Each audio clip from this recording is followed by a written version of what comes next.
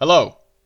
How are you? Quick! Scenario! It's a zombie apocalypse and you have to choose what melee weapon to use against the zombies.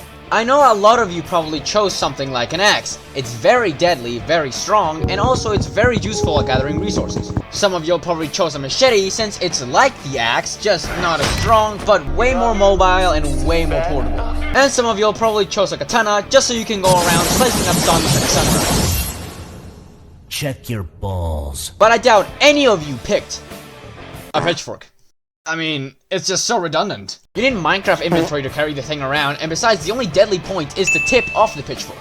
So what absolute moron would go around trying to kill hundreds and hundreds of zombies just with a measly pitchfork? Me. So today, I'm gonna try to beat all of Left 4 Dead 2's campaigns by only using the pitchfork. This challenge was gonna be a tough one for 3 big reasons. Reason number 1, I was gonna be playing on the hardest difficulty. This means enemies slap you hard as hell, and also their AI is pretty much sentient. Start digging in your butt, twin. Reason number 2, I was going to be completely lone wolfing the whole thing. This means no friends or AI companions to help me out in my troubles. And reason number 3, the biggest reason of them all, and that is the pitchfork sucks complete poo-poo factory. You see, throughout all the weapons in Left 4 Dead 2, oh shit, god damn! Throughout all the melee weapons in Left 4 Dead 2, there are exactly 3 different melee weapon swing animations. And throughout all the 3 melee weapon swing animations, there are hit rates that accord to the animation itself. Horizontal is the best, as it covers the most area with one swing, allowing you to kill multiple zombies with just one hit. Diagonal is meh. You can definitely still kill multiple zombies with just one swing, it just takes a lot more aiming to do so. And the vertical swing is garbage, since you have to aim very precisely to hit at least more than one zombie, which beats the whole purpose of a melee weapon of not having to aim. And just for my luck, the pitchfork does all 3 swinging animations, which you think is good, but in reality, it's horrible. Because you see, the way it goes is vertical, diagonal, and then horizontal swing.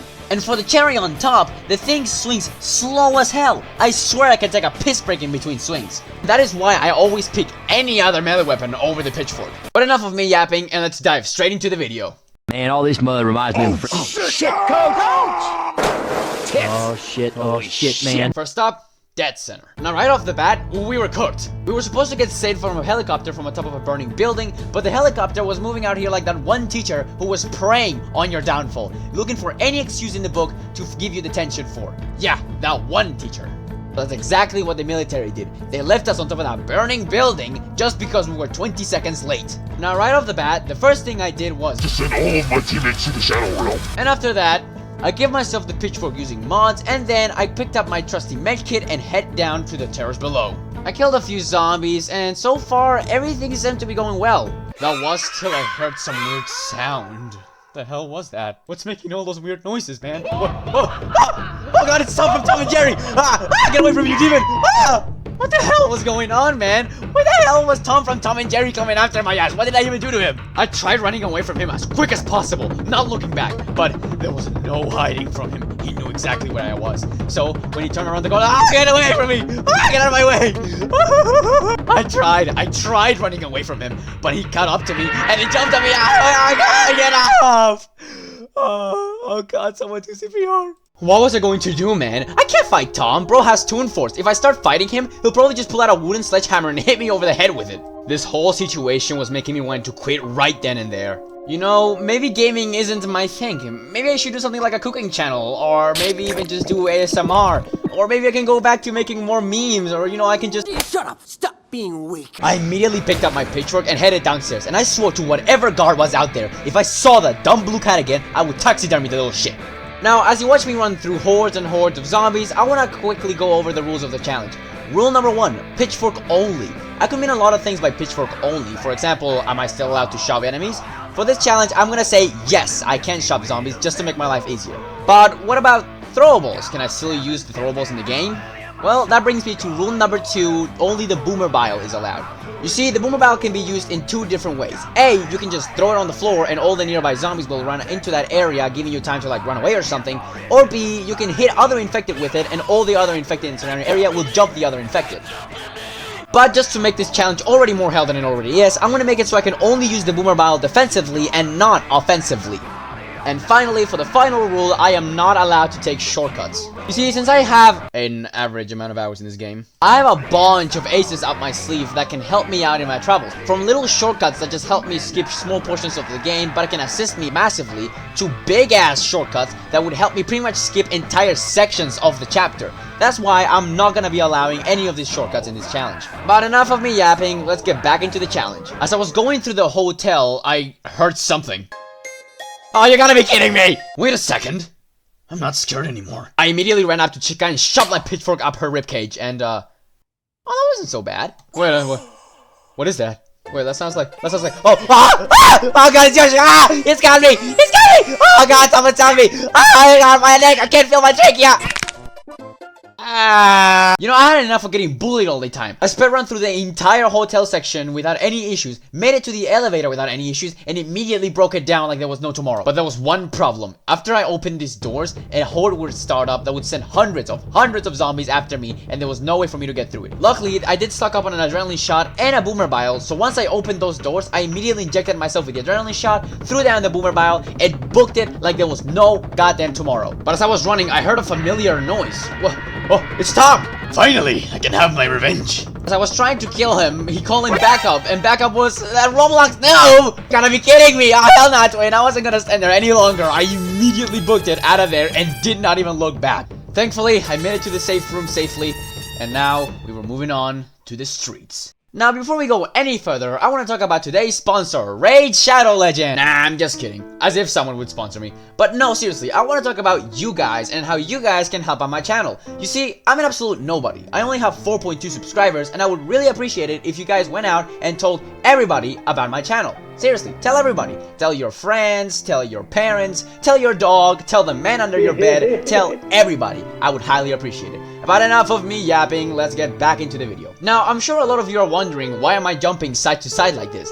Well, this is actually called bunny hopping, or B-hop for short. This is when you move your character in a very specific motion, allowing you to collect a lot of momentum, thus making you go faster. And this is the reason why I was able to pretty much just run past everyone without any issues. Most of the time. Most of the time didn't have any issues. Liar! As I was making through my way of the hordes of the undead, eventually I came across the first panic event. You see, I'm supposed to get to the mall, but unfortunately I can't get to the mall because the military thought it would be a good idea to block off the only entry to the mall. But thankfully, the gun store owner from across the street was willing to help me out if I just got him something in return. But there was one teeny tiny issue. This man was a man of a few words, so it was really hard to understand exactly what he was talking about. But thankfully, after archaeologist levels of deciphering, color coding, and translating, I finally figured out exactly what this man wanted. Hello? Is there someone there? I think he wants root beer. Alright, that shouldn't be an issue. That shouldn't be an issue at all. I'll just go to the nearby store and... Of course this place has an alarm. I quickly injected myself with adrenaline and ran in. That's when I finally found the root beer. But that wasn't the problem. The problem was when I was leaving the store, I got jumped by... Oh, you gotta be kidding me! I quickly killed the little crap, but then I got jumped by Roblox Noob, and then I got jumped by the whole horde, and there was no way for me to get out, and eventually they overwhelmed me. Well... I didn't expect to get far anyways, it was my first try. After killing a few demons here and there, everything was going well and dandy. That's when What? Why do I hear funk music? Stand ready for my arrival, worm. Oh my god, it's coming! Ralph, what is this? First I had to deal with Tom from Tom and Jerry, then Yoshi, then FNAF, then Roblox, and now I gotta deal with fucking Viltrumites? What kind of zombie apocalypse was this, man? This shit is worse than World War Z and I Am Legend combined. You know, that cooking channel I talked about earlier doesn't sound that... No, none of that. I'm gonna finish this challenge if it costs me my sanity. After many, and I mean many deaths, and after fighting Conquest again, and to no one's surprise getting my shit rocked, and having to deal with more dead memes, and I don't know. He just pissed all over me! I finally made it to the supermarket with a boomer bile, which I threw down, injected myself with adrenaline, and run in like hell to grab the root beer. Once I got the root beer, I finally head up to the gun shop owner, and I handed him the root beer, and he was gonna blow up the wall, but for some dumb reason, I thought it would be a good idea to stay up and fight the horde instead of running away, and because of that, I got my ass clipped. On my next attempt, I almost died before I even started the panic event, and as I got the root beer, I thought everything was fine. But, as you can see from this freeze frame, everything was not fine. What happened? I lost the footage. I lost the footage of the few seconds after this, but I did recreate what happened. Wow, what a beautiful day to be breathing and thriving. Oh, look, a gold coin. Oh boy, today's gotta be my lucky day. Hopefully nothing bad happens. Piss in a jar. Legal drugs. Root beer! Kill Yoshi and then run like goddamn hell. Make it to the gun shop owner, give him the root beer, watch him blow up the barricade like Highway to Hell, and then after that, run some more just to die at the end. Hey, look, I made it finally without any issues at all. Definitely on my first try. Next up, you can read it. Now this is when I finally started to strategize things other than just, you know, running into a place and hoping Jesus protects my soul. And this strategy was actually really good because it helped me get through most of the game. The strat was super simple. Just get the attention of as many zombies as possible, then run back to the safe room and then kill them all from in there. That way, most of the trip onwards would be safe and I get to keep most of my health. After looking around here and there, I eventually came across the next panic event. And this panic event had my timbers shivering. And let me tell you exactly why. You see, in order to end this panic event, you have to go into this specific room to turn off the alarm. And unfortunately for me, this room specifically is where 90% of the zombies of the panic event spawn in. So basically, it was gonna be impossible. Oh look, there's someone in here. Huh. After I made it without a scratch, now we're moving on to the finale. And here is where I want to talk to you guys about something. Nothing important, it's just I don't know what's scarier, the fact that there's no one here to help us, or the fact that Ellis just randomly started talking to himself. Have a good one. Listen up. You see that poster? It says you can get your picture taken with Jimmy Gibbs' stock car.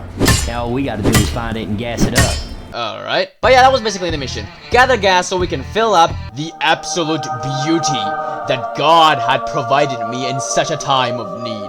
And as it turns out, this part was actually really easy. Thanks to the fact that I have an average amount of hours in these games, I've done this finale hundreds of times. So I pretty much already know what to do, where to go, and just overall, how to be as efficient as possible without any issues at all. Yep, zero issues whatsoever.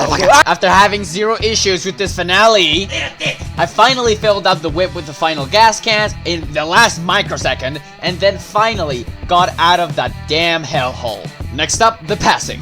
Now, nothing really crazy or out of the ordinary happened throughout this campaign, so I'm just gonna speedrun through most of it. I was trying to go for a little joyride on my whip, but this raised bridge got in my way, so I had no other option than to go to the other side of the bridge so I can lower it, that way I can keep going on my joyride. So I picked up my pitchfork and went straight for the journey to the other side of the bridge, and everything was going And here is when I began to wonder, why was I doing this? No one forced me to do this, no one told me to do this. I'm just doing it for some reason. And this made me wonder, why do we do anything? We will all die eventually. But I guess in the end, we should always appreciate the beauties of life. And that's why we do things. After having absolutely zero issues through this part, this is when I met the finest shite, and I picked her up using my methods.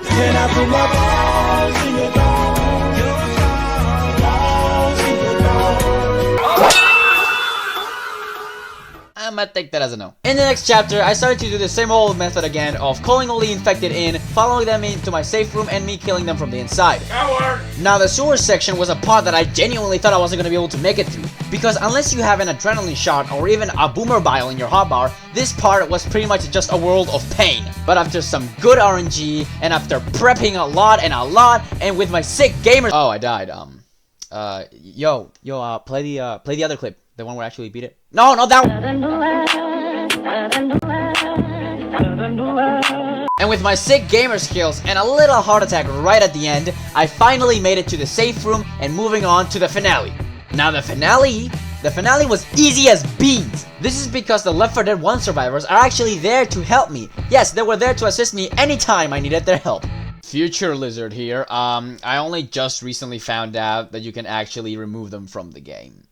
Yes, if you just go into the console, type in kick and then their name, you can kick them out. I would have done this if I knew this before, but kinda late to do that now. After filling up the generator with the final gas cans and breaking it down in front of the Hus, I finally got back to my beautiful whip and joyrided it out of there and did not even look back. Next up, Dark Carnival. Now, Dark Carnival is a campaign I actually want to talk about because a lot of things happened during this campaign that I'm sure you'd be interested in. So, let's get to it. I saw lights in the nearby amusement park, so I figured that the best place to look for survivors would be that amusement park. After looking at some wonderful art and also checking out the local news outlet and then getting dumped by the ops in O block, I was able to make it to the safe room and moving on to the next chapter without any issues. I then was heartbroken as I found out I couldn't get the Blahaj prize, as the only way to get him is to rack up points in this arcade game, and unfortunately I couldn't play it. It was a sad day indeed. After bunny hopping all over the amusement park and finally making it to the panic event, all of a sudden... Up in the sky! It's a bird! It's a plane! Roblox noob. Now I understand your need. Now I understand what it do. Now I understand what it brings out inside. Damn. I really just got laid out like a starfish. Many failed attempts later, I finally made it to the safe room and I thought everything was alright. That's when I remembered we were moving on to the coaster, and this still gives me nightmares to this day. Let me explain. First, I need to get through the entirety of a love tunnel that is unnecessarily long. It is so long that since I don't write script for these videos, I don't know what to say anymore. 90 seconds later after making it through the love tunnel, you then have to activate the roller coaster, and this whole thing is actual hell. After failing over and over and over and over and over again, I began to think that this whole section might not even be possible. But with a mind filled with determination and a body full of Pepsi Max, I was finally able to make it through that entire coaster. Everything is good now, right? Wrong! Because now I have to get through yet another panic event, which is pretty much just as hell as the other one. First, I need to get through an entire wave of zombies, hoping that Tom doesn't sneak up on me and start scratching my chins to death. Once the doors opened, I need to run like hell. But that's my expertise. How the hell is that a problem for me? Well, just to my lucky stars, not a single boomer bile can spawn in this section of the game. So how the hell was I gonna get through this with just an adrenaline shot? I have no means to defend myself except just pushing and shoving and stabbing with my pitchfork. So how the hell was I gonna... Oh hey, I made it on my first try. Huh. But now, we were getting into the big problem.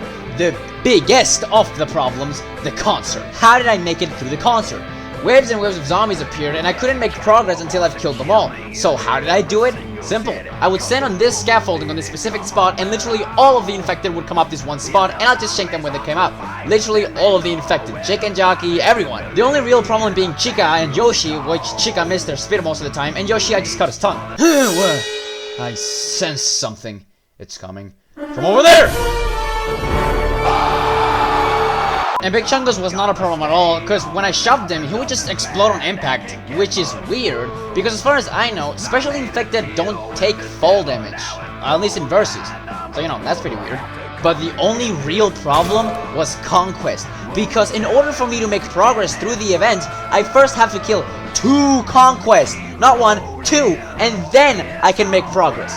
And this isn't an easy task because it takes 23 hits to kill 1 Conquest, which is a huge disadvantage given the fact that Conquest can kill me in 1 hit and immediately start breaking it down. But thankfully God was on my side today, because there's these fireworks here that if I activate at the right time, I could actually burn Conquest, allowing me to kill him much quicker rather than just raw dogging the whole thing and just slapping him with my pitchfork, worrying that if he hits me once, I have to restart from 0. And now I know a lot of you are probably calling this cheating.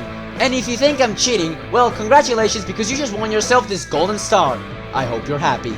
Now, it was around this time is when I met the absolute GOAT, George the Floating Zombie.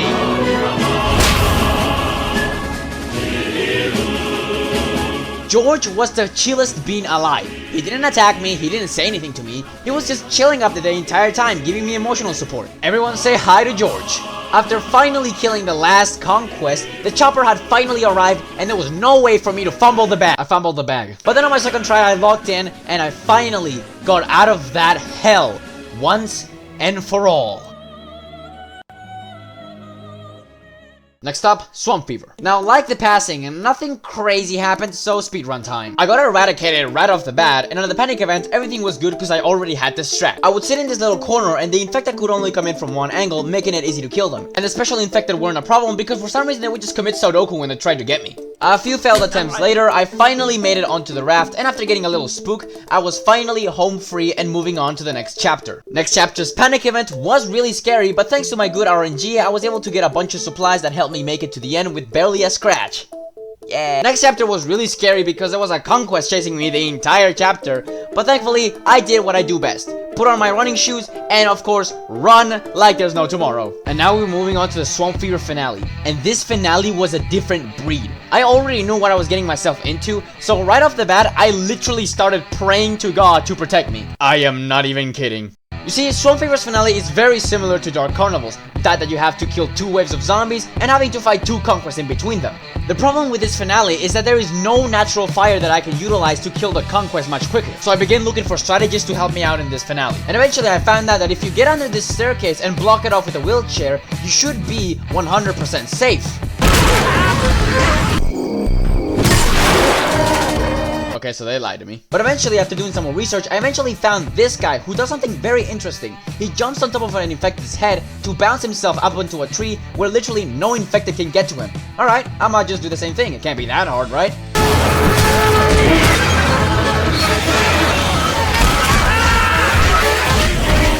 I eventually gave up and just used mods to check if it was even possible to get up onto the tree, and no, you can't get up onto the tree. There's an invisible barrier that doesn't let you walk around. So yeah, that was just a waste of time. But that was okay because on the same hedge, only normal infected could get to me. For some reason, the special infected would just kind of sit there and do nothing. But there was still one main problem. How the hell was I gonna kill the conquest when I didn't have any fire that could help me out? Well, we were gonna do the old-fashioned way of getting up close and personal. Luckily, I already had a strat for this. I would force Conquest to climb some kind of ledge, and while he's in his climbing animation, I would hit him a few times and then run like a little girl. And this plan worked absolutely flawlessly. Because after running around for a few minutes, I had finally landed the last hit on Conquest, and now all I had to do was to take care of the final waves of zombies and kill the last Conquest. And literally nothing can...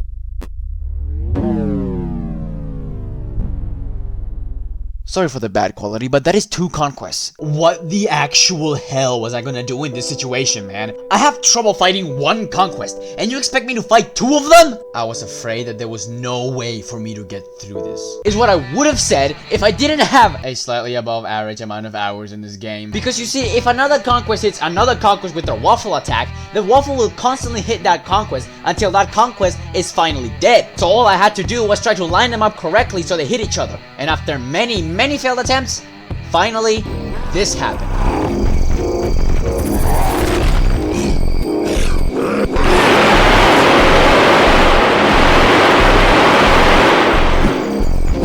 As you can tell, I was very happy. Now it was just me and the 1 free quest left. After hitting him with the nastiest of combos, I mean, just look at this clip. He didn't even hit me once and I'm out here like boogieing around him. I hit him with the final hit that finally brought him to the ground. And after that, all I had to do was kill this 1 Roblox noob, and then Virgil appeared to get me out of that wretched, cursed campaign. Let's go! That only took me like a whole 3 hours of my life. Now we're moving on to Hard Rain. Now when I tell you that Hard Rain was one of the easiest campaigns, I'm being so for real. Let me explain why this was so easy. For starters, there is just 1 panic event throughout the entire campaign, and it's easy as hell. Then all I had to do was speedrun through the first 2 campaigns, and after getting through them with no issues, all I had to do was literally retrace my step, but only this time there was no panic event. So now we were moving on to the finale, and the finale was...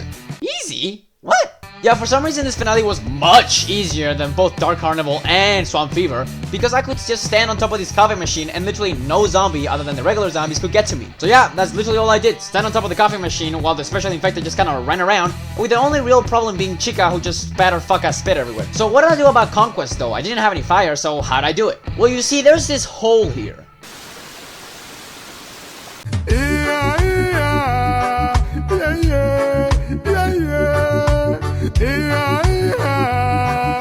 Once I landed the final hit on Conquest, all I had to do was just to wait for Virgil to arrive. But for some reason, the jackass thought it would be a good idea to not let me on the damn boat for a whole 20 seconds! Eventually, he finally let me on the boat, and we were finally out of there.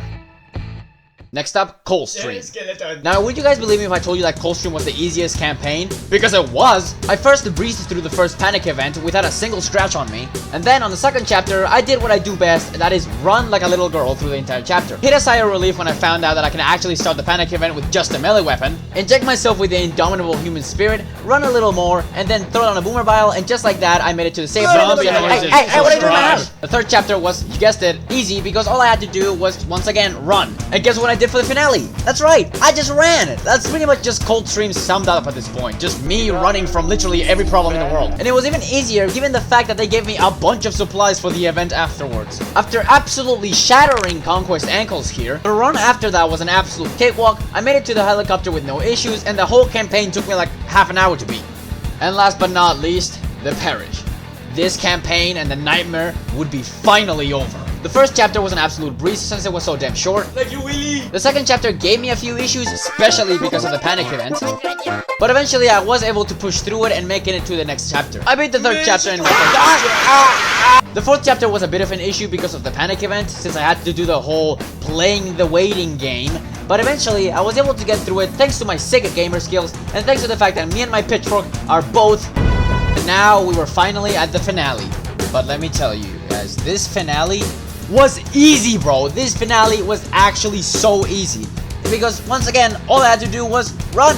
That's all I had to do, just run. After injecting myself with adrenaline and absolutely weaving out of the way of the Conquest waffle throw, I was finally able to leave that cursed place and finally make it to the helicopter. I have never been so happy to see a helicopter, and even though this was the same helicopter that left me on that rooftop and left me in all this hell, I have to learn to forgive and forget. And I'm gonna leave the video here, guys. I did say I was gonna beat all of Left 4 Dead's campaigns, and I only beat half of them, but this video is getting pretty long, and I don't want this to become another half an hour long video. So I'm gonna leave it here, so make sure to subscribe and hit the notification bell so you're reminded to whenever I upload the second part. Also, don't forget to like and comment, and share this content with all of your buddies. So yeah, I'll see you all next time.